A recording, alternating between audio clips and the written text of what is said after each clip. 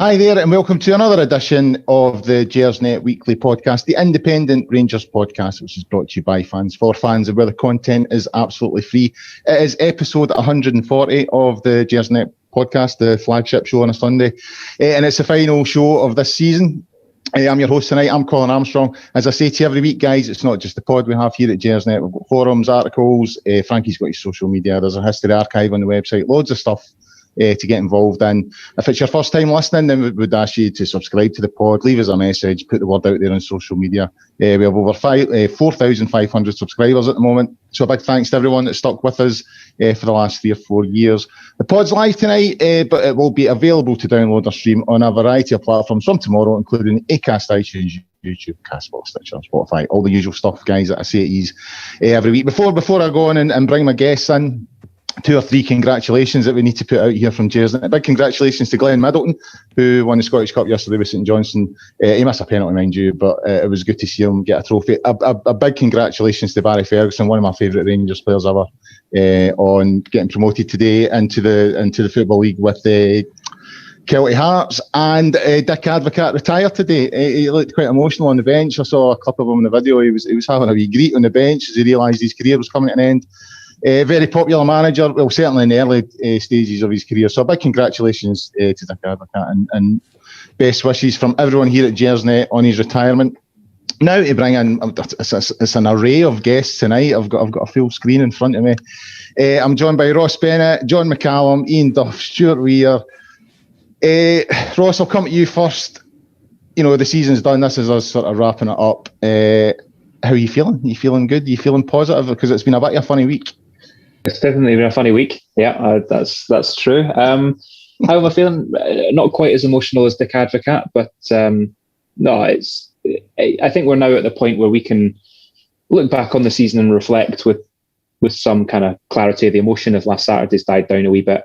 I felt that our discussions last weekend were it was all a bit tentative because we didn't know how much how mad the media fallout would go. It went pretty mad. It was pretty mad, aye. Pretty mad. So I think we handled that okay. But look, it's been a hell of a season. It was a bit of a shame watching the Scottish Cup final yesterday and knowing that was an opportunity that we missed. And it was the same with the League Cup final a few months back. But congratulations to St Johnstone. I was delighted to see them beat Hibs. I was really pleased. I thought that was a good outcome for us. But altogether, a very successful season. So I won't lie, looking forward to a wee bit of time without football because it really does take over my life. And I know that my other half is quite happy as well that we get a few weeks off. But I'm thinking about heading away on some European qualifying trips. Well, like seeing the Scottish Cup final, I thought I felt kind of apolitical about it. Like, I'm not that bothered, you know what I mean? And I went out for a walk with my wife yesterday. We went out for a sort of 8-mile walk. We were out for a good chunk of the afternoon. And I passed a Hibs fan standing at the bus stop and he had the kit on. And the minute I caught sight of it, I was like, oh, I hope they bastards get pumped today. just all of a sudden I realised the only negative thing about St Johnstone winning it was Stuart Cosgrove because I can't suffer him, right? But there's so many positives about Hibs getting pumped, you know what I mean? 2016, the fallout for that. Ryan Porteous, the fact that he got humped, so as I said, I thought I wasn't really bothering, and then I subconsciously found out that I was, and it was good when I got home. I had a text from my mate saying they'd got pumped, so happy with that. John, I wanted to call you because you went a bit viral through the week there, commenting on certain events. Yeah, I won't do that again. Yeah. I've learned my lesson. I'll remain just talking here when nobody listens. A wee birdie told me that even BBC Scotland got in touch with you. Yeah, we nearly had a Gersnet double header. You on Radio 5 and me on Radio Scotland, but I know. I was unable to take up their kind offer. I'll leave the proper presenting to you.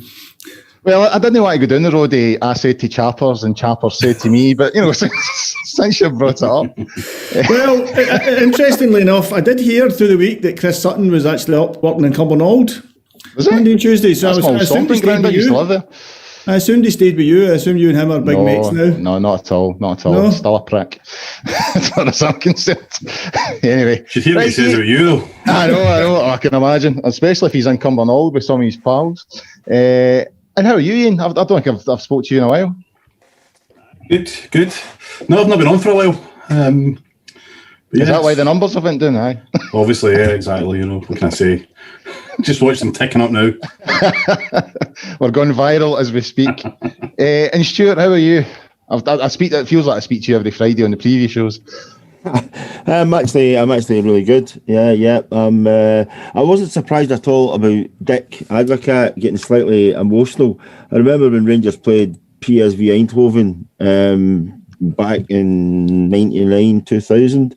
There was a story amongst one or two of the local Dutch journalists that during Dick's sojourn across to North America to play football, an Anne Murray song came on the radio and he broke down in tears and immediately booked a flight back. So I think it might be the little general in football terms, but I think there's a softer centre to him. You just need to know what buttons to press. And I think today, he's always been. I always found him, terribly. Giving in terms of his knowledge and his information. You asked him a straight question, he would give you a straight answer. I remember when Rangers signed Tor-André Flo, and one of the journalists who was there, I won't name names, asked, and when did you first take notice of Tor-André Flo?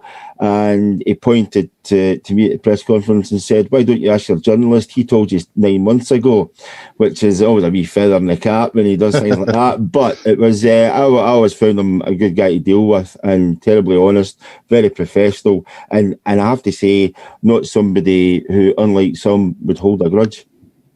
I mean, that 99, 2000 team is one of my favourites, I must admit, that year. And I always feel they could have went a wee bit further. In Europe, if they'd held out in Dortmund that night, I think they wouldn't have been far away for maybe reaching the final and maybe even going the whole hog. But guys, we'll get into. I mean, it really has been a proper strange week, quite a revealing week in my opinion. I mean, I always knew that Rangers were unpopular, but the piling this week has just been incredible. Has someone switched something on? No, it's my bottle opener. Oh dear. Sorry. Do you want to hear it? No. It's the Richie Beno bottle opener. Right, Ross, I'll come to you and away for the bottle opener. Right, so there was we saw the stuff last week in George Square. Now, I don't think we can defend some of the stuff that went on. But the main thing I want to talk about is the sort of video that came out sort of at the start of the week there.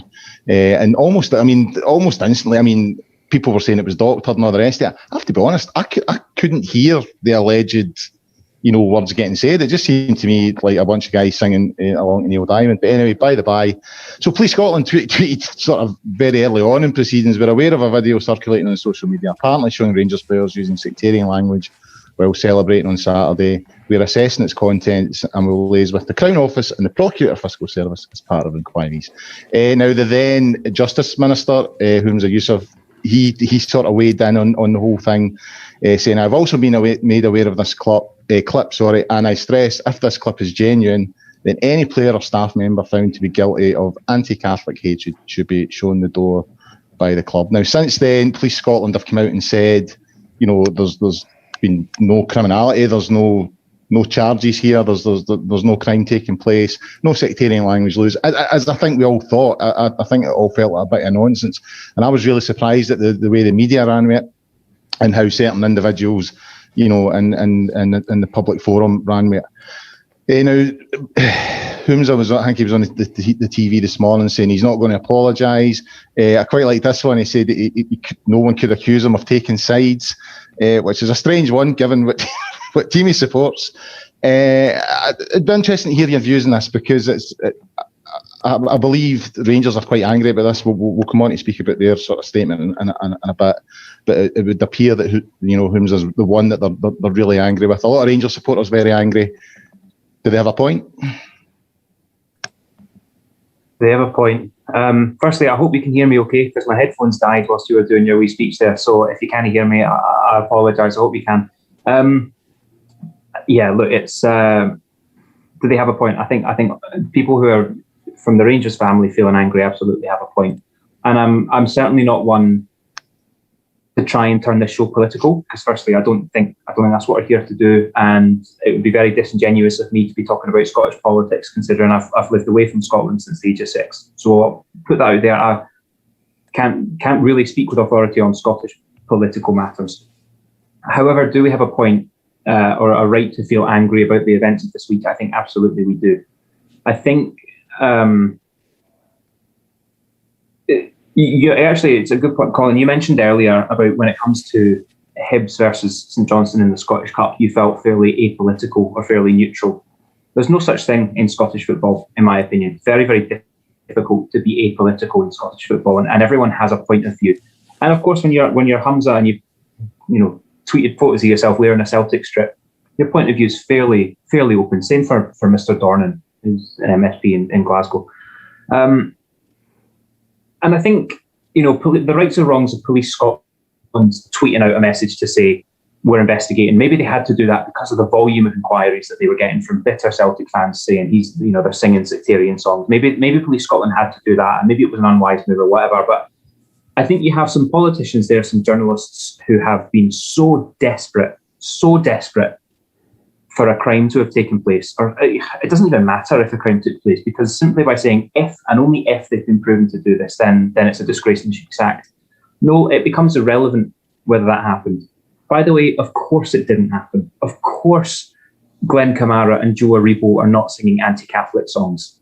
Like, obviously. But I think the events of this season where Rangers took a position of anti-racism, of very prominent, and Rangers message of anti-racism has been so prominent over the last 3 years with the Everyone Anyone campaign. But this season, when Rangers were kind of thrust into the global spotlight in a position of, being the victims of racist abuse, it seemed to upset people, because it seemed to say, I wish it had been someone else that had been the victims of racist abuse, because we quite like painting Rangers as being the racist abusers, And so I think when that happened, people sort of had to go, what a terrible shame that Glenn Kamara has been the victim of racist abuse. But here we go. Now we can paint them, they're the bad guys again. Phenomenal. We can forget all about that. And it's completely irrelevant whether they did or whether they didn't. Hamza and James Dornan and all of these journalists who drew attention to that video, they all knew it was fake. There's a fucking TikTok logo in the video. Everyone knew it was fake. But it didn't matter. It doesn't matter that it's fake, because you can draw attention to it. You can put, and I've seen that, James Dornan this evening is still kind of holding that line of saying, but it's not been proved that it was fake.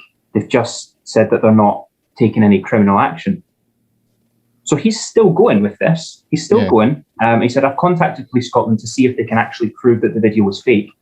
So all of this talk of if it's proved to be fake, I'll apologise is nonsense, because it'll never be, Police Scotland, I'll tell you now, they'll respond to that and they'll say, we're not going to comment on police investigations. So there will never be a categorical statement from Police Scotland saying that video was fake. Therefore, there will never be public apologies made. And that's it. They've achieved their purpose. I was so disappointed, but not surprised, I suppose. And I think we have the right to feel angry, because I think that people have been so desperate to paint Rangers in the position of the villain again. And it was hurtful to people when Rangers were the victim, quite rightly the victim. Our guy was racially abused on international television. I think it hurt people to sort of have to feel sorry for a Rangers player in that way. And as soon as they can grasp to something to say Rangers are the bad guy again, it's the same with all of this anti-Catholic abuse that went on last weekend. If there was, and I completely agree, folk who were tearing up George Square and causing violence and disorder, no excuse. Absolutely no one will defend that. And if there was vile anti-Catholic abuse, no excuse for that. But from the people who were actually there, again, it doesn't seem to matter whether it was true or not, whether there was, because it's easy for a politician to tweet that there was, and it's completely unverifiable. But I'll say that there was, and therefore there was, and that's the narrative. And I think that's Rangers have no defence to that, and Rangers fans have no defence. And again, we as a collective, out of the hundreds of thousands of people that follow this club from a mass, and I think it's probably the point of John's tweets last weekend, a massively diverse fan group across the globe, all ages, nationalities, genders, everything. And yet we're all painted the same way. And the thing with the video is it doesn't even matter that it wasn't true. There's your opportunity, and we can kind of reset the status quo. It's sick, in my opinion. I mean, we all know what Stewart thinks of the SNP and that kind of politicians from Stewart's Twitter timeline. I'm sure he's got stronger words than I do, but I thought it was horrible. Iain, I mean, you're a similar age to myself, and it kind of feels that we grew up with, the same experiences, Subbuteo and all that kind of thing, and the Rangers teams of the 80s and all that. I mean, I'm surprised at the pile-in this week. The way that the sort of situation that Ross is talking about there, the absolute bloodlust, people are actually desperate for it to be true. And when it's proved otherwise, what surprised me this morning was, when Humza was asked if he would apologise, he diverted away from the video and spoke about George Square and said, the scenes last week were unforgivable. But that's not what the situation was about. He spoke specifically about that video. And there's a lot of people feel, he's facing political pressure from opposition parties. And I know, like Ross is saying, he doesn't want it to be political, but it feels like it's getting that way because there's other people getting involved, other MSPs calling for him to apologise. Their view is that, as the current Justice Minister, he shouldn't have been commenting on a live case. I mean, is that how you see it? And how surprised are you at just how much? It's almost like there's a desire for Rangers to be caught out here and for the supporters to be caught out. And that bloodlust that I was talking about. Yeah, I mean, first of all, absolutely, the Justice Minister should not be commenting on a live case. I mean, that is a fundamental. And if Priti Patel was commenting on a live criminal case in England, then people would be raging at it. And the exact same situation, applies in Scotland. He's effectively he was effectively the Home Secretary, so he's responsible for overseeing the justice system. He should not be preempting the outcome in any way of a live criminal investigation, and not just preempting it, but actually suggesting that if people are found guilty, then this is the punishment that they should receive. I mean, apart from anything else, in what way does he have any jurisdiction over whether Rangers sack people or not? I mean, it's not even his position to comment on a private company's hiring and firing position. I mean, the whole thing was just ridiculous. And I mean, I over the years I've seen a lot of stuff that's happened.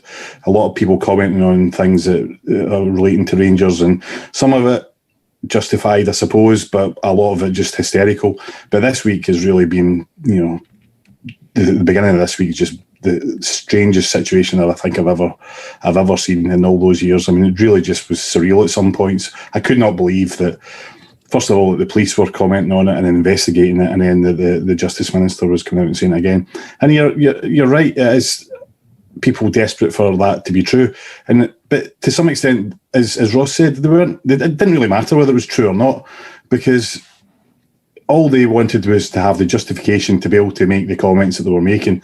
And by the police investigating it, then that gave them that justification to be able to do that. So in the end, I'm sure the vast majority of people who probably knew it wasn't true anyway, or wasn't real anyway, didn't care whether it was found to be real or otherwise, because all they wanted was have that opportunity to pile onto Rangers at that point.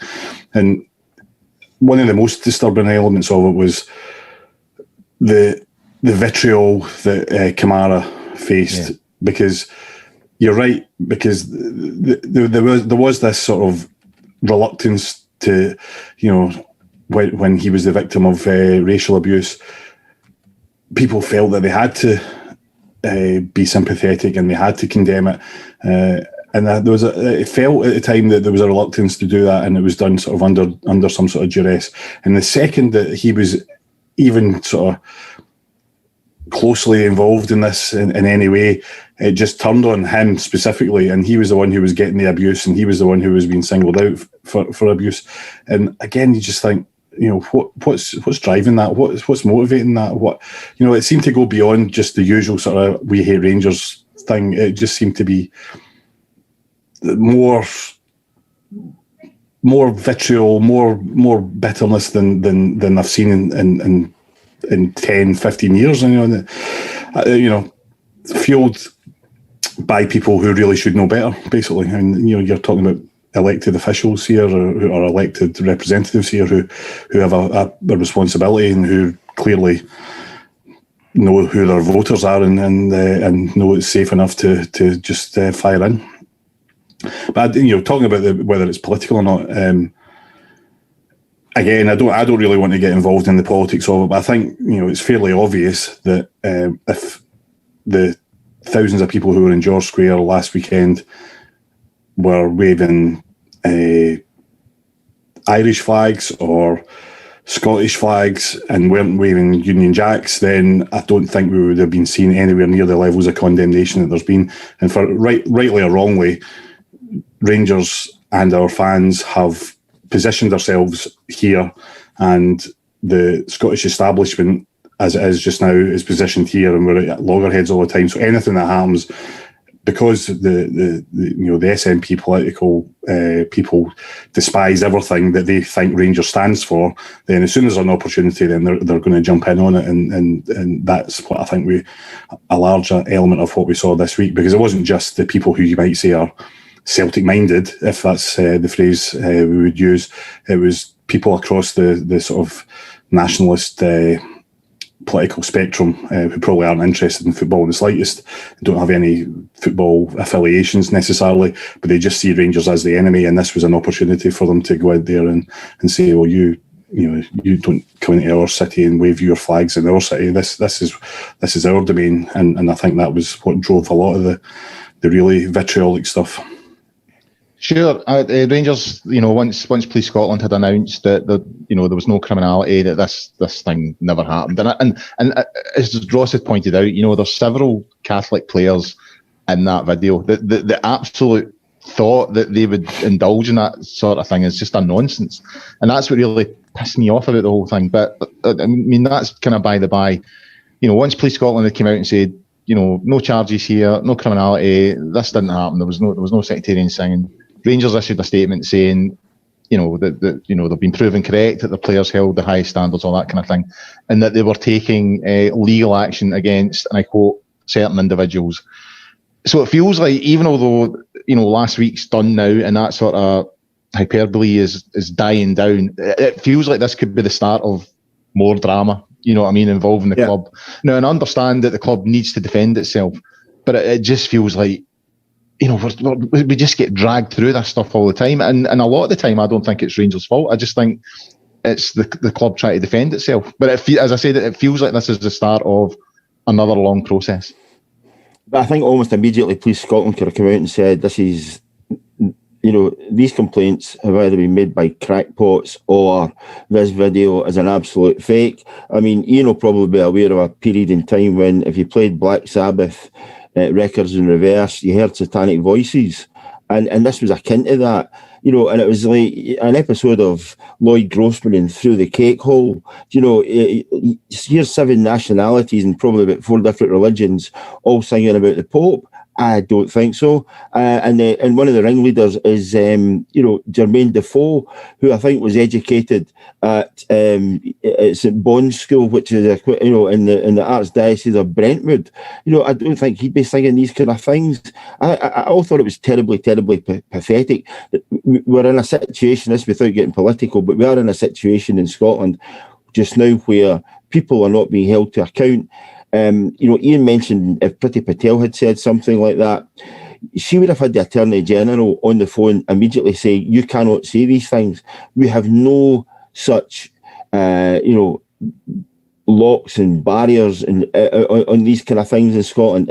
People can get away with saying whatever they like and then come out and say, oh, I'm really sorry, or not say that they're sorry, which is even worse. And then, only today come out with double standards that just beggars belief. And I think Rangers are absolutely right. And I think it's probably time that certain individuals, and Rangers are doing this to protect their name, but I think it's right that certain individuals or certain organisations did this just to call those who apparently or allegedly who are governing this country, that being Scotland, are held to account for some of the things that they actually do. And I think there was just a pile-in during the week. And what shocked me or disappointed me was the actual pile-in from news organisations, that it was almost like they took the lead from the Justice Secretary and said, well, if he's saying these things, therefore it must be right. I don't know. I think I learned or was taught at a different school when it came to newspaper journalism, what you could and couldn't say, what you should do in terms of your checks and balances. I could have seen one or two editors that I worked for would have read the Riot Act and been showing some people the door probably by Tuesday morning if they'd done the same. And that just doesn't seem to be there in certain media organisations. Rangers are entitled to defend themselves, and they will have targeted certain individuals and be looking upon every single word that they have said during this period, during the last week, and in particular what they have said on social media and the likes before that. And some of it makes fantastic reading. John, with regards to the sort of whitewashing of every Rangers supporter, and this is sort of, I've sort of saved this question for you based on your tweet, because I related to quite a lot of that. I'm probably a wee bit too defensive when it comes to Rangers. When they get criticised, I take that quite personally, because I take supporting Rangers quite seriously. I always try and represent the club in the best possible way when I'm supporting them. If I'm travelling away games, if I'm travelling to home games, you don't just travel amongst your own supporters. You share public transport. You're in the city with normal members of the public, and I always try and represent Rangers the best way. And I've always tried to teach my son to do the same. Right. So that's sort of the other thing that came out last week, was this sort of whitewashing of every supporter. Every Rangers fan has been anti-Catholic, unionist, all this kind of thing, right? That really annoyed me, because I don't believe in any God. I'm completely, would you call it atheist and that kind of thing. So I don't care as long as it doesn't impinge on me. I don't care what people's personal religious beliefs are. And the thought that I'm being told that I'm anti-Catholic because of the football club that I support, I have a serious issue with that. That really pisses me off. And there was a story in the Scotsman, I can't remember her name, is it Helen Martin or something like that? She actually made a point that some of her tweets came out, and at one point she was saying no one intelligent should still be supporting Rangers. So it's this kind of, I've argued this for a while. There's a feeling that, I look at the Rangers support and the Celtic support, and I don't think there's a huge difference. They've both got connections to Ireland. They both come from the same sort of demographic, the same areas. I don't think there's a huge difference. I think the difference in the reputation is based on, our reputation is based on the minority, which causes bother, and their reputation is based on the majority, which is, decent match-going supporters. And so it really pissed me off. So I really liked your tweet that you put out. I thought it didn't just speak for you. I think it spoke for a few of us. It certainly spoke for me, that I was being told that I'm anti-Catholic, I'm a hooligan, a vandal, or this or that. I was in George Square for about 45 minutes to an hour last week. I didn't indulge in any anti-Catholic chanting. I stood with my son, we had a beer, and then we left. And I have to be honest, I didn't see a huge amount of disruption at that point. It may have turned uglier after we left. We left at about 8 o'clock, as I said. But that's what makes me think that the whole thing's a sort of a pile-in, and it's been exaggerated. But this thing that every Rangers supporter are the things that, people like Graham Spears say, that woman in the what do you call it? The Scotsman earlier on this week. That pisses me off, and I think that's something that as supporters we need to fix and we need to deal with. The article in the Helen Martin wrote, and I think it's actually the Edinburgh Evening News that she wrote it in, but I think online it's all the same. I've never read anything like that outside of a Celtic fanzine. I was just astonished that was published. I actually made it for the first time in my life. I made a complaint to Ipso about that, because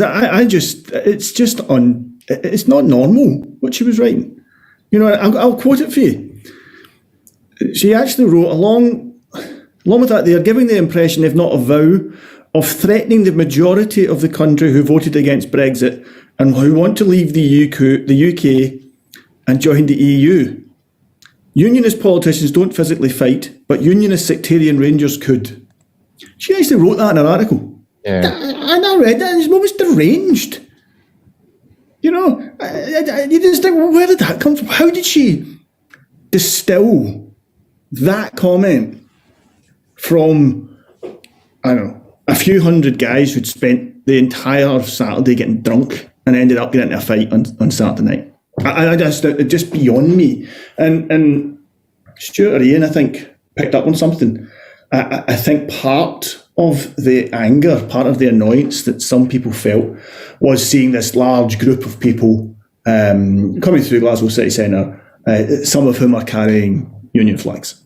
And that did seem to annoy some people. And I think from that, they've read into that a great deal of stuff that just frankly wasn't there. Yeah. So how does that make me feel? Well, it makes me feel quite annoyed because, you know, they are making decisions based on the football team that I support. They are then saying, oh, well, you must be this, you must be that, you must be this. Utter nonsense.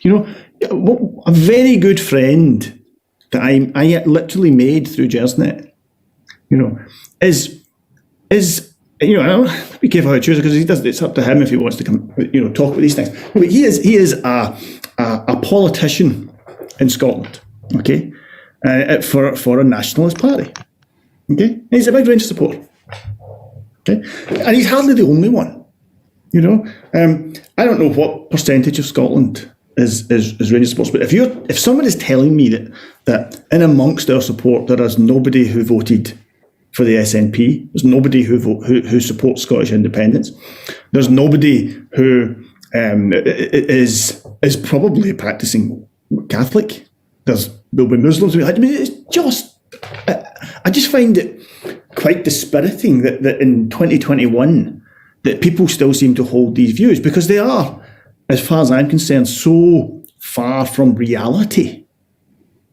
And the reality of things, and how you described yourself there as basically not, you know, as not even being someone who believes in religion, I suspect, certainly based on the last census, is probably actually now the predominant view of our support. It certainly seems to be the predominant view amongst working class areas in central Scotland. You know, religion has become a thing that is not part of people's lives. You know, for a lot of people, okay? It's not a part of their lives. And yet, for some reason, when something like this happens, it seems to be nailed on. So I find that I was angry, and on Sunday morning I was really quite angry reading some of the things I was reading, and you know, this, like you say, you know, there's five of us on this, and I'll guarantee the five of us will disagree on a whole host of subjects. We will have different views on a whole host of subjects. Pretty much the only thing we'll agree on is, well, pretty much the only thing we're all guaranteed to agree on is that we would like Rangers to win football matches. And then once we get a bit deeper than that, and I know we're going to talk about, you know, players of the year and things like that, we'll all start disagreeing again. Because that's what communities and that's what areas are made up of. That's what cities are built, and people have different views and things. And I don't know if this, I still can't decide if this is deliberate, if this is a deliberate attempt at creating an us and them, if this is just simply a symptom of social media, of people being constantly shown arguments, discussions, articles that reinforce what they already believe, and they're no longer seeing, you know, when I was growing up, you know, you would get national newspapers in, and even national newspapers that were perhaps had a certain editorial. You know, I mean, the Daily Record was always a Labour supporting newspaper, you know, left of centre newspaper. You know, you got opposing views in it. You were exposed to opposing views on all sorts of subjects. You know, you knew what other people believed. Often you didn't agree with it, but at least you knew it and you heard it. I actually I kind of worry now that people like Helen Martin, people like Hamza Yusuf, I just worry that these people don't actually have any grasp of the people who live around them. I think a thing I said in my tweet was that, Rangers supporters aren't the enemy. We're your next door neighbours. We're the guys that work beside you. And if you live in central Scotland and you don't know any Rangers supporters, then there's something very wrong with how you are living your life. Because you must know Rangers supporters. And you must know that Rangers supporters are not all, card-carrying psychopaths. They are not all people who, they're not all members of the Orange Lodge. Some of them are. Well, that's fine. If that's what somebody chooses to do with their time, then that's absolutely up to them. We live in a democracy. But, from what I gather, the Orange Lodge has about 10,000 members in Scotland. Yeah. It's a very, very small organisation. And it's going down. It's a dying organisation, John, you know what I mean? Yeah, it suggests that all Rangers supporters hold those views. It's absolutely bizarre. So, I find it very, very frustrating because I can't decide. I can't decide whether it's deliberate. I can't decide whether this is all part of some strategy to create an us and them, to separate, and I can't figure out why that would be in anybody's interests. Just genuinely can't. Or whether it is just people who are just ignorant. If it's literally stupidity. If this is happening by accident. But either way, at some point somebody has to step in and say, "Look, stop," because increasingly people will be pushed into camps. Particularly when politicians get involved. There was an article yesterday in The Scotsman, written by a Conservative councillor in Edinburgh. And I think it was basically The Scotsman's attempt at kind of maybe balancing up after that article. And it was an interesting article. The guy made a number of very, very valid points. But it was interesting they had to go and find a Conservative councillor to write that. And I don't know. I've lived in Northern Ireland. And I like Northern Ireland. I love the people in Northern Ireland. I do not want their politics here. You don't want that here. You don't want to get to a point where people vote a certain way based on ethnicity and not based on, what would be the best thing for your community, what would be the best thing for the economy, what would be the best thing for the health service, or things like that I think used to matter to how people voted in this country. And I am concerned, and I have political views. I've voted in for pretty much all of the main parties except for one in my lifetime. My view is I refuse to allow myself to be put into a stereotype. I'm not going to let any of these politicians do that to me. I'm too old and I'm too stubborn. Me supporting Rangers tells you nothing else about what I believe. Yeah, I'd agree with that. And that was one of the things that really, really frustrated me last week, the sort of whitewashing of every Rangers supporter, based on that. I mean, what we're talking about in George Square last week, 20 arrests. Yeah. So they're basically saying 29 arrests or something like that, right? They're basically saying every single person that was arrested is representative of everyone that goes to Ibrox or everyone that supports Rangers. And I must admit that properly pissed me off. Guys, I mean, we're burning through time here, and I don't think we're going to get through the agenda. So I'll quickly go around these all. I don't think we can ignore some of the scenes from last week, and there is an element within the support. Ross, how do we deal with this? How do we deal with this? Because I'm starting to form the view that us as supporters now need to take a stand against this. You know what I mean? The decent supporters that go to games that don't want involved in this sort of stuff need to start, I don't know whether it be a supporters charter or something, but we need to start having a voice now, because if we don't speak up, you see what happens. The vacuum's filled by the media taking, well, those 29 people are obviously representative of the Rangers support as a whole. So how do we get around this? Because I've got to be honest with you, I am sick to the back teeth. I call it the look. If you're with a new group of people and you introduce yourself and football comes up and you say you're a Rangers supporter, there's always someone instantly kind of gives you that look as if, okay. And you're just like, right, okay, you've just simply prejudged me there. You've made all these assumptions based on what John was saying there. I've told you I'm a Rangers supporter, so you've made several assumptions on that straight away. So how do we deal with this? How do we improve the image of the wider majority of the support of the fan base? Yeah, tricky. I mean, I think we're in a position now where self-policing is difficult because I think I don't know. We've been kicked and prodded so much that we're now all just going to kind of close ranks and group together, and self-policing will be difficult in that way. A supporters charter, I don't know. I mean, I don't know what that is. That going to achieve much? Rangers, I think as a club, Rangers has been very, very proactive at, it's quite simply tearing up the season tickets of those who caused mischief. I think a lot of the time those that cause mischief are not season ticket holders, and that possibly tells you a little bit more about this problem, and maybe does allude to kind of what we'll be talking about here, is that it's not your typical. We've got 5 guys on this call here who I'd say are all pretty typical Rangers supporters, and we're not the ones out there causing disorder. So Rangers as a club, I think, do take strong action. I would have liked in the last week, and I don't mean for this to sound critical, but one of our major shareholders in the club is a fan organisation. And I think that has to be more of a role for them. I think Club 1872 needs to be a bit more vocal. I know that it's always been plagued, as any other kind of Rangers fan group has been plagued by internal politics and fighting and that kind of thing. But I'd have liked to have seen a little bit more from them. And if I've missed that, then I'll hold my hands up.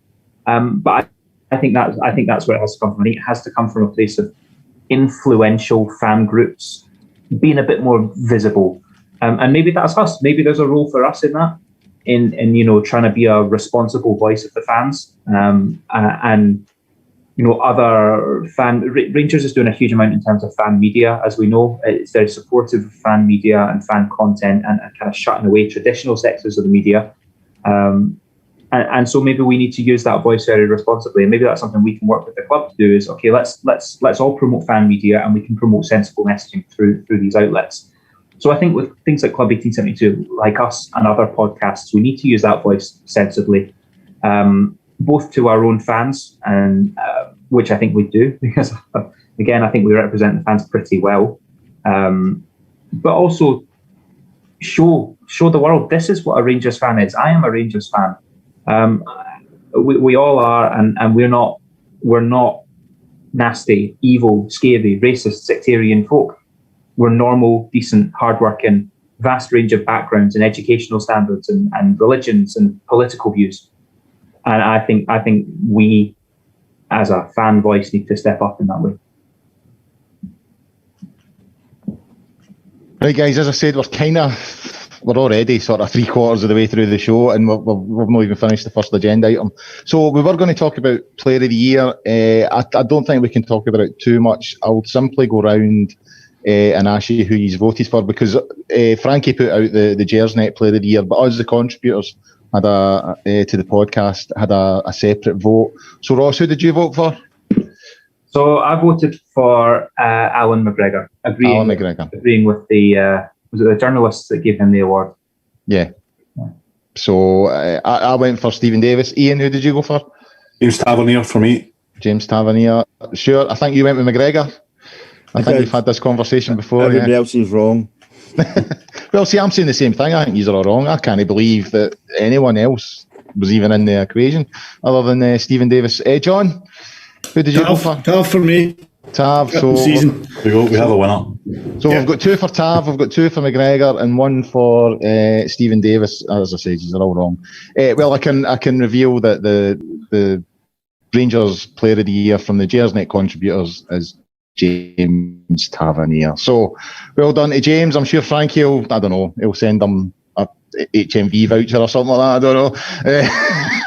And all with that. So a big congratulations to James. I mean, yeah, as he said, a great season. I can't deny it. I mean, I know I said there that Stephen Davis should have won it, but I mean, there were so many candidates this season that it's just been... There's a strong argument to say that so there wasn't a Player of the Year in some ways, because for me, more than ever, this season's been about teamwork, and it's been about the team overall. So, I always feel unfair picking out individuals, because you look at Goldson and and McGregor and everyone who's contributed so much, and you think it's unfair to leave them out. So, if I was being let's all be happy together, I would give it to the whole team.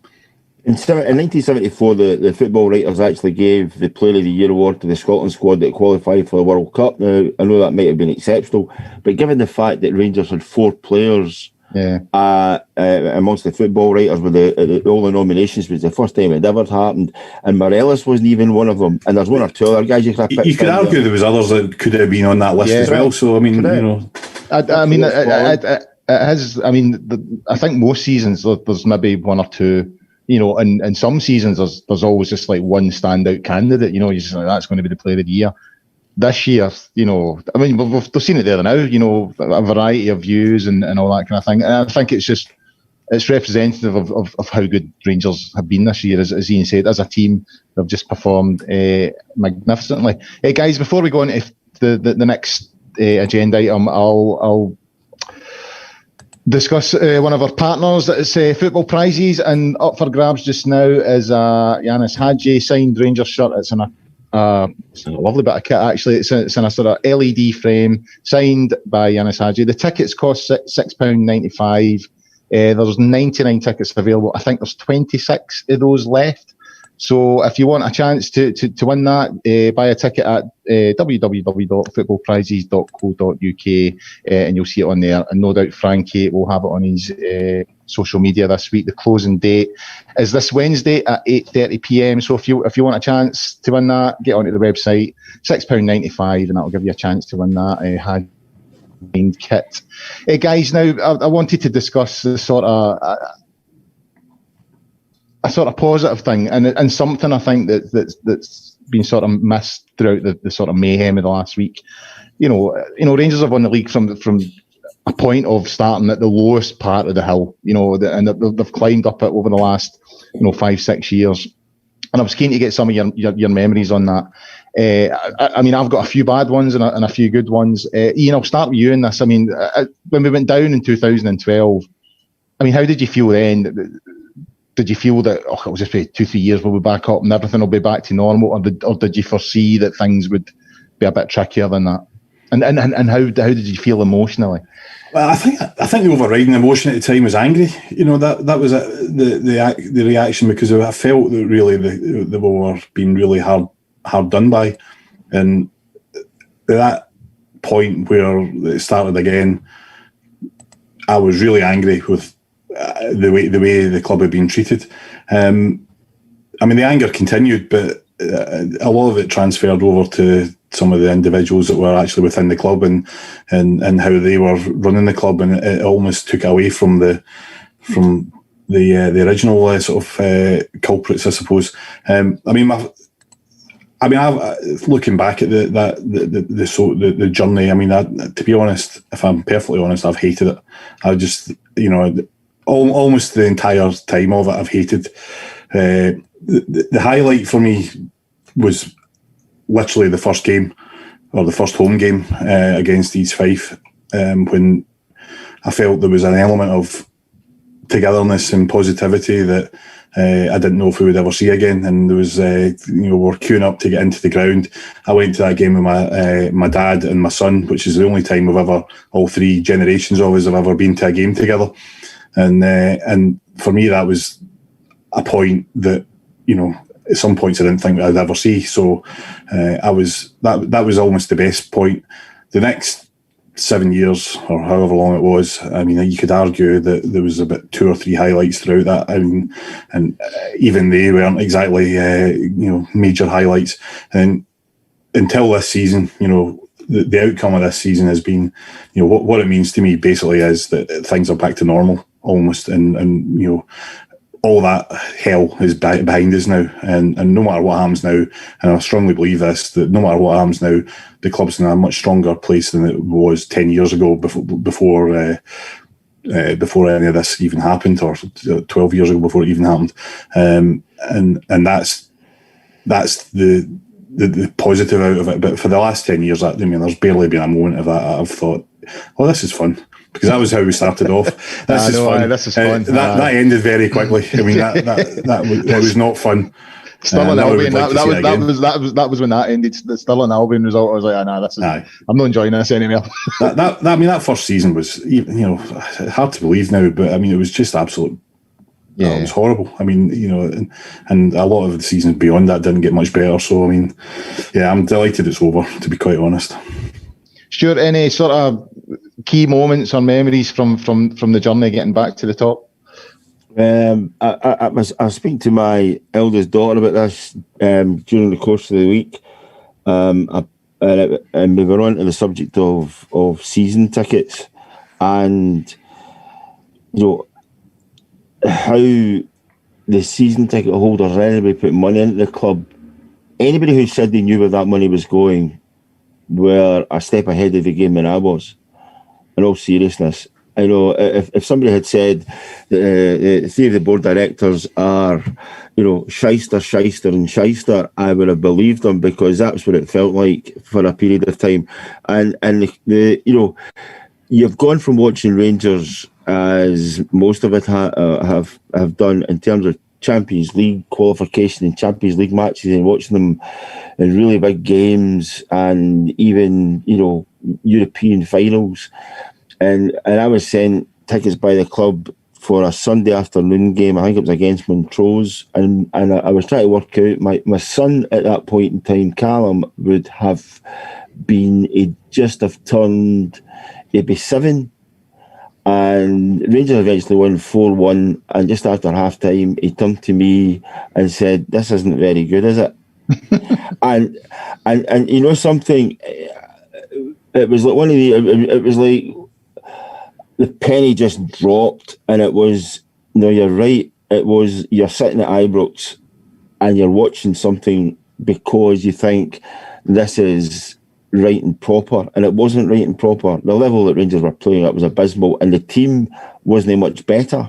And I entirely agree with Iain's summation there about 10 years being, it started out as being fun, and then it became something very, very different. And I think I cannot remember anything I would say was close to being a highlight up until the arrival of Steven Gerrard. I would say that was the kind of seminal moment. That was the kind of the moment where you actually thought, yeah, Rangers are back to somewhere near normality.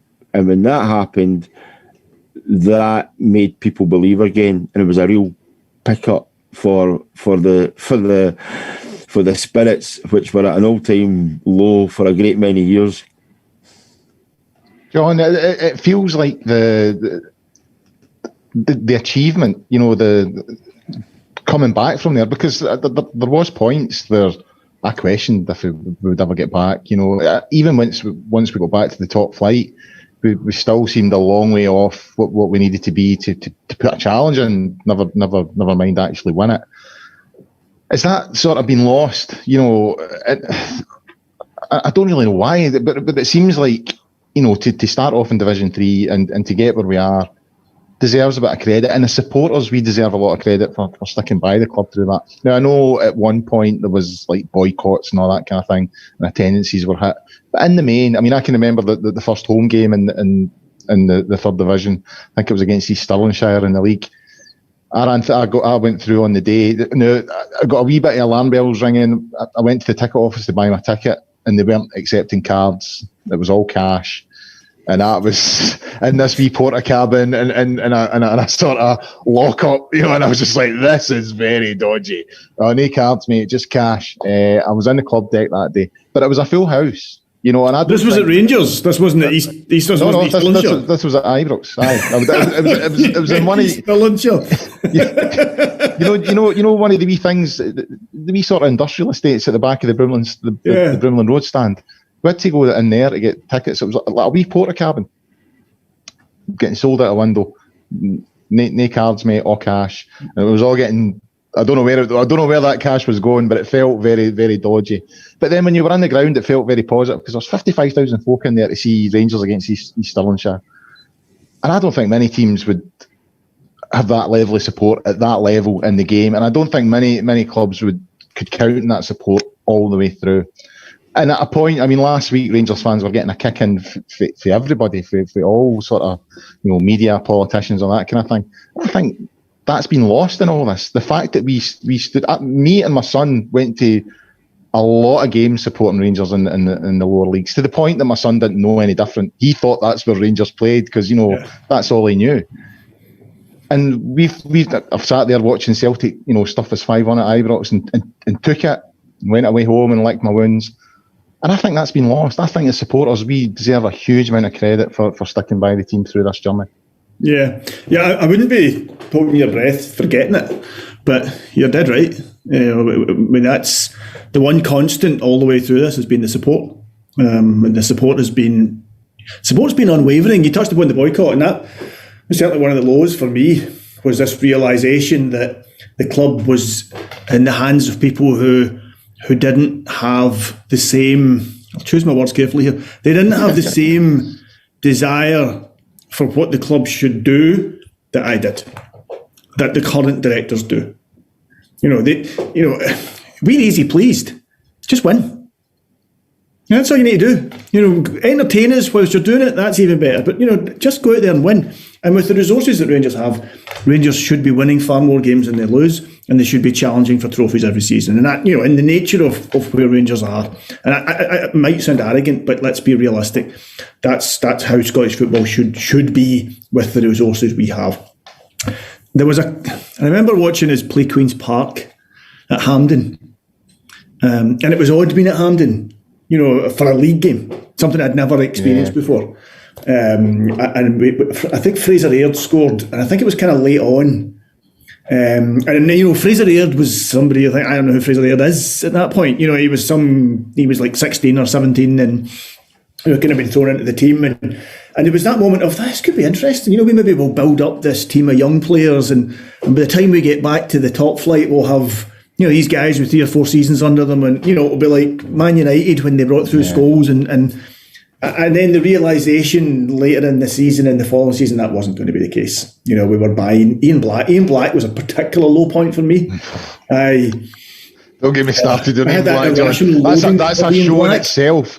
Yeah, I had an irrational loathing of Ian Black before he came to Rangers. And often, Rangers have signed players before that I've been like, not too sure about him. And they've won me over. Ian Black never won me over. No. Ian Black lives in a cupboard with Kevin Kyle in my darkest moments. It's a cupboard in Trinent, not far from Frankie, by the way. And high points, there was a couple. I remember seeing Warburton's first proper game, the cup game against Hibs. Yeah. The Hub game, that game against Hibs when we won 6-2. And again, there's these guys playing. You think, I don't know who these players are. I think that was the first time I saw Tav.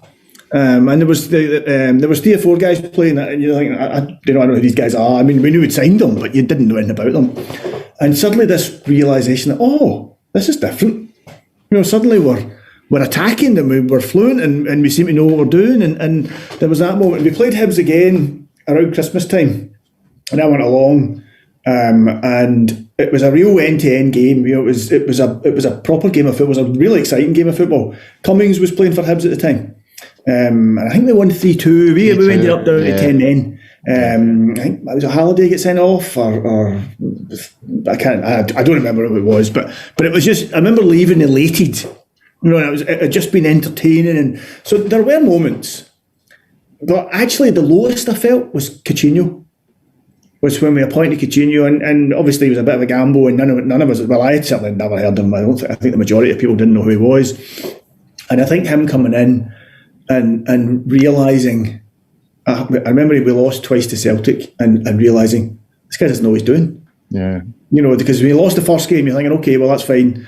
We're playing them again, completely different tactics. Well, but are we just even more well up the second time? And this sudden realisation, this guy doesn't know what he's doing. This guy's going to kill us. And I've never felt that way about a manager. Usually I'm a guy that defends. I mean, I was a guy who defended, who's defended managers. Even when it's clear it's all over. I've still defended them. I suddenly found myself turning on Coutinho, and I've never done that before. And that was actually probably the lowest I felt. But, oh, God, just when you think we've got it right, we've not. We're still we're not there. So, yeah, but like you say, the journey, or whatever we're calling it, sometimes you need to take the journey to enjoy the view at the very end. Yeah, that's true. That is true. Ross, I'm keen to get your view on this, because you're of an age, this sort of happened about 10 years ago, so I'd imagine you'd have been sort of late teens, early 20s, getting into that sort of period of life when you should be enjoying being a Rangers supporter. You should be going out celebrating cup wins at the prime of your years and all that kind of thing, and all of a sudden, we're 2-0 up against Alloa with 10 minutes to go and we get beat 3-2, and that's what you're having to deal with as a sort of a young man who should be in his Rangers supporting prime. I mean, my 20s happened, during the 9 in a row years. It's just a hazy sort of Paul Gascoigne and Noel Gallagher's a sort of reminder of my 90s. Whereas you've got Ian Black and, you know what I mean? So Santaza. Santaza, yeah. So how does it feel to now be through that and in a better position? Yeah, I mean, phenomenal. You're right. I was, February 2012, I was 20 years of age. And it's the age when I should have started going on my European trips and, really enjoying going to the football, in the adult sense, I guess. And that was, I felt, for a long time, I felt a little bit robbed of that. And I've made up for that, the last few years. I've had some wonderful times and enjoyed it. But I remember when it all happened, I was at university at the time. I was studying in Birmingham. And I was in a car with some pals going to play five-a-side or something, and it was on the radio that Rangers had been placed into administration. And it was for me at that time. It wasn't a case of like anger or sadness. It was an embarrassment. It was like, when I was a kid, we were a huge European force, and now we're going into administration. And then that kind of played through where folk my age, living where I lived, didn't really know anything about Rangers anymore. No, didn't really care. And that was really tough. That was really embarrassing. And, we can talk about highs and lows. I think a lot of my highs and lows at that time have been discussed. My low point was standing on the terrace at Fir Park, behind the goal at Fir Park, and Cammy Bell had thrown a ball into his own net, and Lee McCulloch had been poked in the eye with a flag, and that kind of thing. That was my low point. But it got beyond those, on-field lows, all the off-field lows that got so low that it became funny. Like the team launching the new kit, but we only ordered it in size XXL. Yeah, or Santaza joining, and then a month later trying to engineer a move away, and that phone call getting leaked. All of that stuff where it was so bad it was funny. And we look back on that now. I know the term banter used to be very divisive because it wasn't banter, of course. But some really strange times. I did for a long time feel a bit aggrieved that this was my time. I was meant to go and enjoy myself. I was meant to be going on a piss up in Riga or wherever it is, and I knew of people that got the bus from Glasgow to the game away at Victoria Zizkov. I was like, I want to get a bus to Zizkov. Now I'm about to turn 30, and I really don't want to get a bus to Zizkov. But I felt that for a long time, like I missed out on all of that. So yeah, I think my generation outside of Scottish football, the Rangers as a brand was damaged for a long time, and it's taken Steven Gerrard coming in, it's taken the European results, and it's taken this season to restore that. And I think we have. I've got one memory. I mean, I've got more than one, but one stands out. When we were at Forfar, it was a League Cup game early on. I think it was the second season when we were in the second division, and we were playing them in the League Cup, and they eventually put us out. It went to extra time that Saturday, and they beat us 2-1. So I was sitting in the stand, and it was kind of mixed. There was Forfar fans in, and there was a few Rangers fans in, and somebody said something, and it got a bit tense. People weren't happy and all that kind of thing. So I said to the guy in front of me, who was a Forfar fan, I was like, because it was like, I don't know, 87 minutes or something like that, and it was one each, and I was like, does this go to a replay, mate, or is it penalties? Or he's like, oh, it's penalties. I says, oh, that's a relief. I says, because we've got some big European games coming up. And that just sort of, everybody sort of calmed down again then, it just sort of mellowed everyone out. He sort of looked at me as if, fair enough, you're prepared to take it, you know what I mean? And it just calmed us all down. But I remember that day with some fondness, because I was with my match going buddy who's no longer with us anymore, and we had a Friday. We were in sort of Forfar High Street with a lovely big Friday, and then we got beat, you know what I mean? And the journey back, all we did was laugh, you know what I mean? It just the absolute, how did we end up here? You know, driving back from Forfar, stuff 2-1, and in the League Cup, playing in the second division. Don't get me wrong, there was a lot that, it wasn't all a laugh, but I think sometimes you just had to take it like that, just like, where we are, we need to get on with it.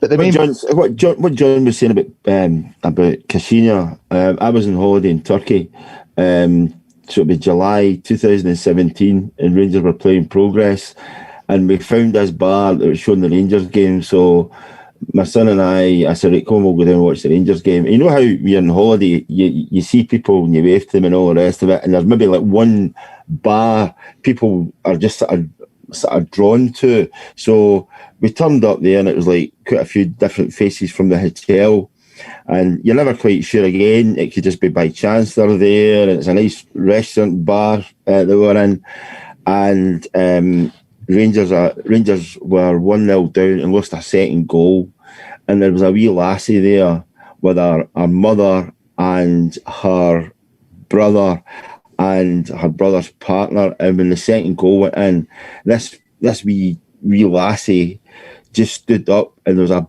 table full of drinks, and she just went, fuck this, and wiped the whole table with one sweep. And I turned to Callum and I said, I think we know who she's supporting.